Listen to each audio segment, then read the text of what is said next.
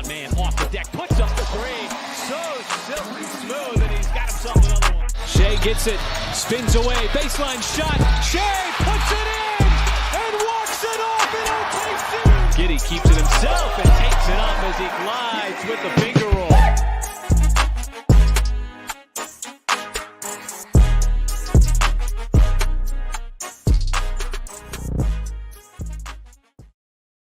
'20 2023 Thunder season. I am your host, Jacob Niffen. I've got JD Silva here with me. Hello. We've also got Justin Peabody. Hello, everybody. JD Doing and my I. best. Hey, JD and I live at Chalk Yes. in OKC. We're up at Chisholm Creek, where we just had an awesome watch party for Game 2 of the Play-In series, where the Thunder unfortunately fall to the Minnesota Timberwolves 95-120. Before we dive into the show, guys, a few things. Number one, shout out to Chalk. This is my first time up here, actually. It's awesome. TVs everywhere. The crowd was incredible. The chicken tenders I ate were smacking. Silva, what did you eat? I had a beer, and I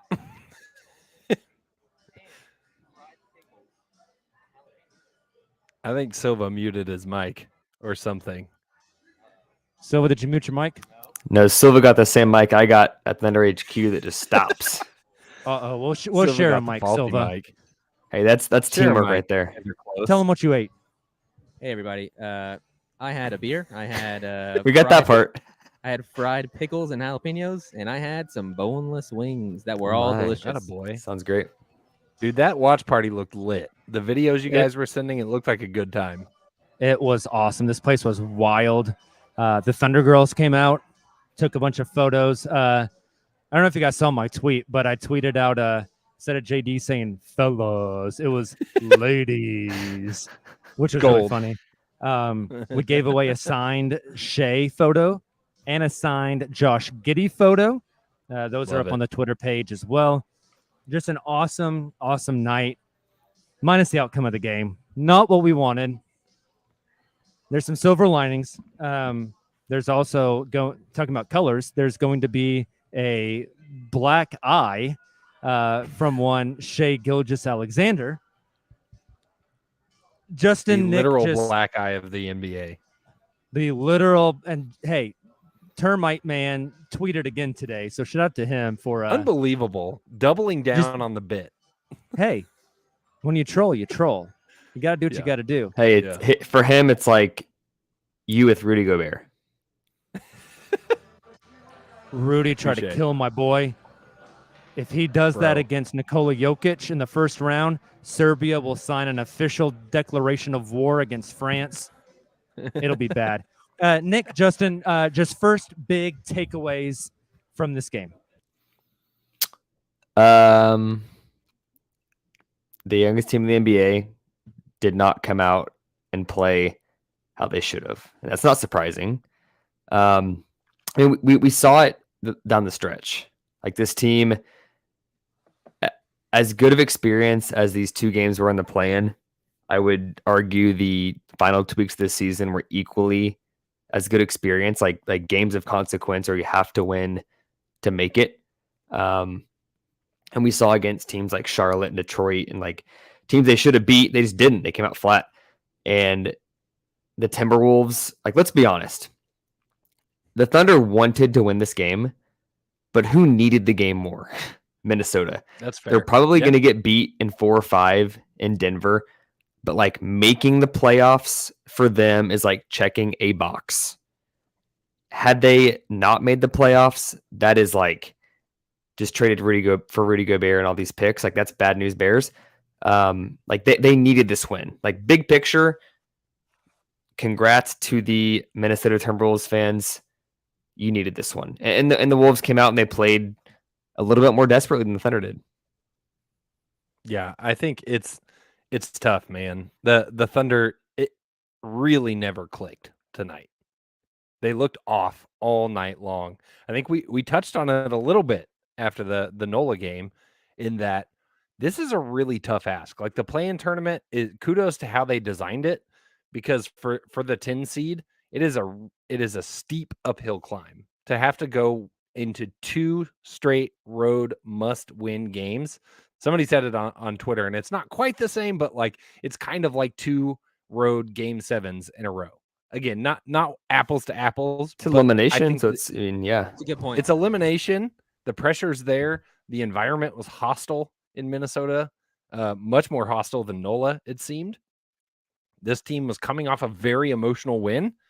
Yep. And I think that this is one of those where in a playoff scenario, you see an emotional game 7 win. That team usually looks flat in game 1 of the next series, right? This is what that was. The only problem is there's no game 2. Yeah. And it's tough, especially for the youngest team in the NBA. But you saw it in individual performances with guys like Josh Giddey, definitely not delivering the same level of stat line that he did in NOLA. Not the same performance. There was a huge hangover from that game, but you also saw it collectively. I thought the Thunder in general looked like they were a little more stagnant on offense, more ISO ball. There's a lot of guys that they were talking about it on the broadcast a little bit, that Daignault in an interview at halftime said something along the lines of like, guys were trying to do it all by themselves. And it's kind of how it looked. You know, that matched the eye test. There was a lot of hero ball trying to be played, but nobody was able to do it. Is this mic working now? Yeah. Yes, sir. Oh, look at that. Nope. And Now it's not. So close. The hero ball thing, I think, added up a little bit. There's a lot of guys that tried to play ISO a lot tonight. Shai had a really inefficient night. Like when I look at Shai, Josh, and Lou, I'm trying to do quick maths in my head. That's never good. 13 of like 45. Yeah. It might be 13 to 45, 13 to 46. Just a very inefficient night. They combined for like, what is this? 45 points, 46 points.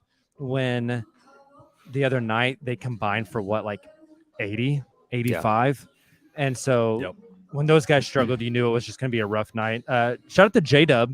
Yeah. 5 of 10, 17 points, 4 rebounds, 5 assists. Holistically, you think about the 2 play-in games combined. Like, Dub was not a huge factor in game 1 of the play-in. Game 2, he was. Giddey, huge factor in game 1, not a bunch of game 2. So like you take these 2 games of consequence, and I think the what would you consider the core? Like each of those guys had a big play-in, which is significant. As dysfunctional as the Timberwolves were this season, which was very dysfunctional, a lot of injuries and stuff. If you would have said in October, Oklahoma City is going to be playing an elimination game in Minnesota against Mike Conley, big-time veteran, Anthony Edwards, superstar, Rudy Gobert, we talk a lot of crap, multi-time defensive player of the year, Karl Anthony Towns, one of the best bigs in the league, and say, hey, you got to beat them in April to make the playoffs. Let's be real. It's tough. It's tough. I was generally, obviously the season is over now, and we all still want to be positive about things that happened. One big positive and just a personal highlight for Thunder fans that they can take moving forward, similar to that moment where Russ got his head dented. We saw SGA just get clobbered by Rudy Gobert after a putback. SGA goes out of the game, heads to the locker room. We think, he's going to be out for the game. He got hit really, really hard. Had his eye cut, essentially. He comes back with a black eye and an eye that is seemingly swelling up as the game goes on. Just awesome to see that from the leader of the team, if I'm being honest. That was a really, really cool moment for fans to experience. A bunch of clapping in here when that happened, when he walked back in. Walked in with a big smile on his face. Like, he's just a gamer. Despite the loss, I loved seeing that from SGA. The team fights. Yeah, they that's cool. That's Thunder culture. Long. 100% culture. And it just it felt like they continued to fight back in this game, and there was just this threshold at like the 10-point mark that they just couldn't break. I felt like the moment to me where I was like, I don't know if they're going to get this, was the Ant Edwards layup, the poorly executed inbound pass.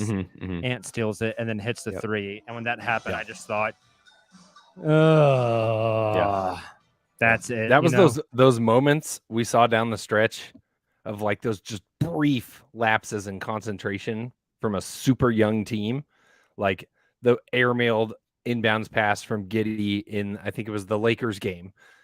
There was just a few of those moments down the stretch, and that was another one, just a quick error on a really important moment in the game that felt like it might have been the nail in the coffin a little bit. And that comes with the territory. They're going to have to learn from this experience. I think they're going to. All of those experiences add up, and they're good for the team moving forward. In the moment, tough, but that's part of learning. Here's my silver lining, and I've told multiple people came up to us tonight, pod listeners, people who enjoy the show, just to chat, hang out. It was actually really cool. It's awesome. One of them, the guy that maybe it's just because he won the Shai signed photo that he felt the need to come talk to me for a while. I don't know, but we were chatting, and I was like, man, at the end of the day,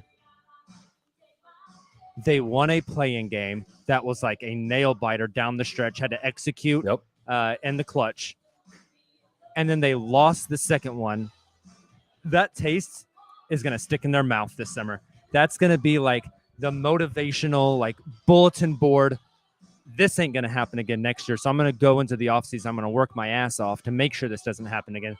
But you also got that experience and that clutch time performance. That's good building block.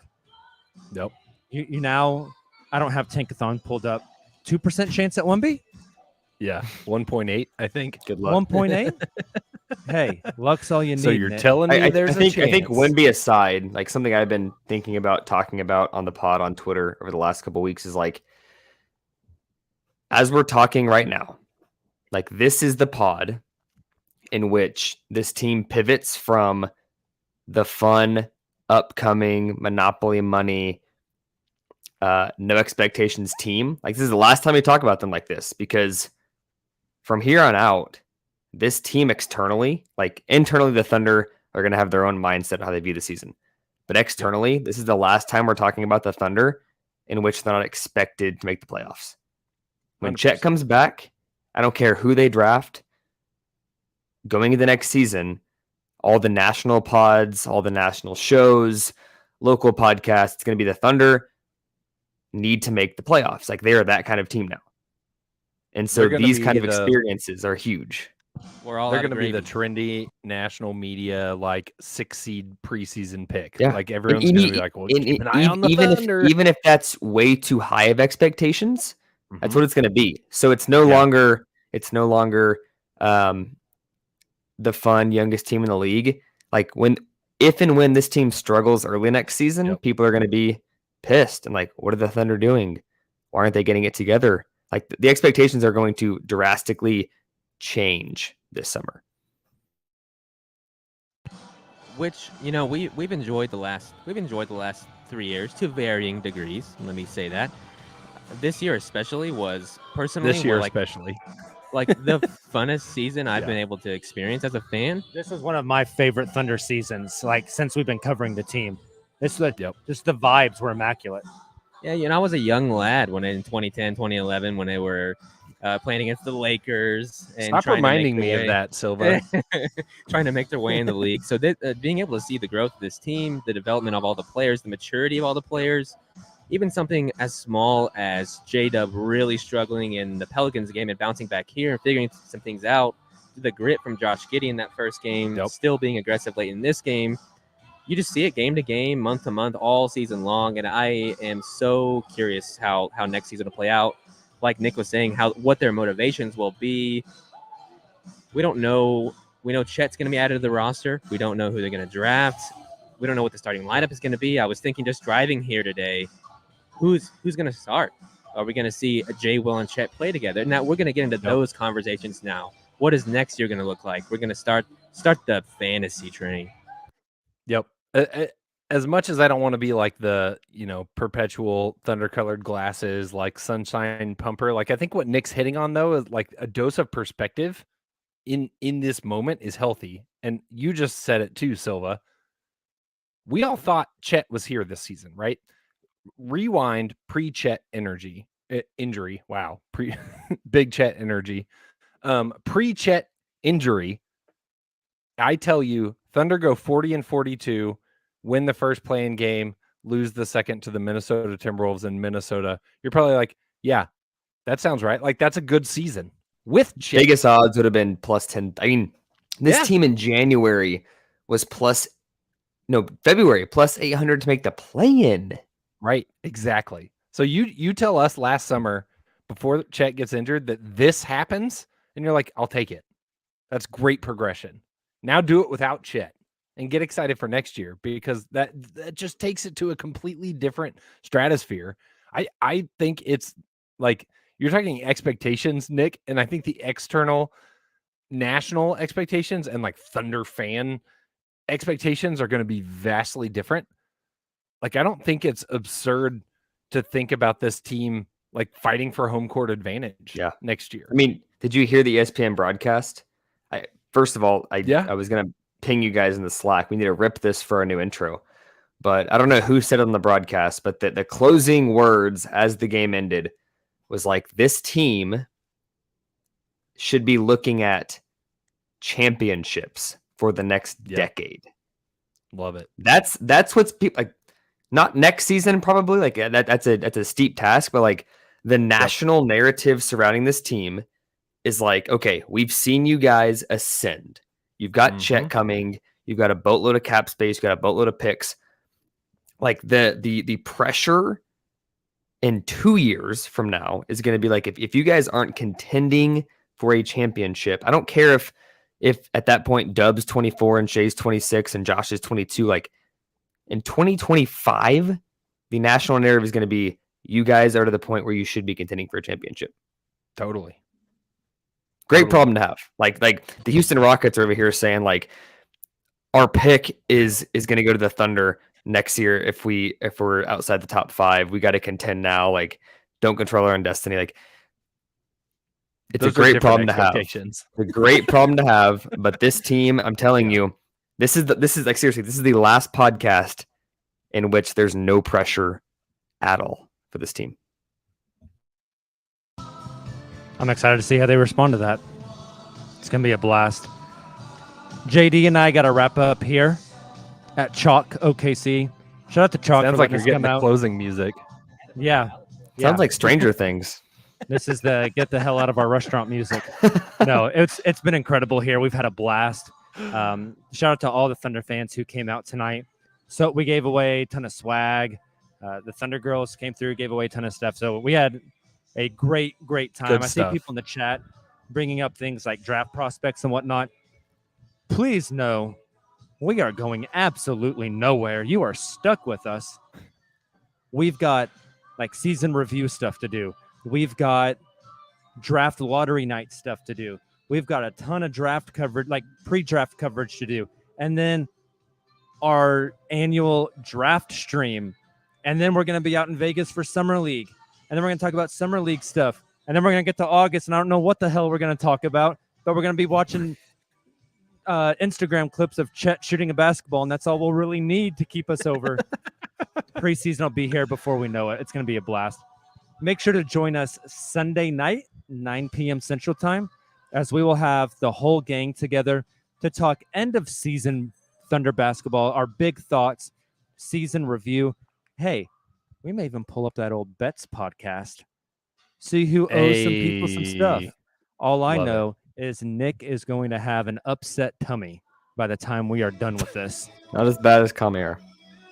They will both have upset tummies. I would stay away from any toilet within a 5-mile radius. Again, the Thunder dropped this one 95-120 and a nasty Shai Gilgeous-Alexander black eye. We'll be back with you guys Sunday night. Hey, it's all gravy, man. We're moving on. This was a season that was a ton of fun to watch, to cover. And now we start to look forward. So Thunder fans, hold your head up high. This was a team that drastically overachieved and proved they belong. Enjoy your weekend. We will see you Sunday at 9 p.m. Until then, and as always, Thunder up.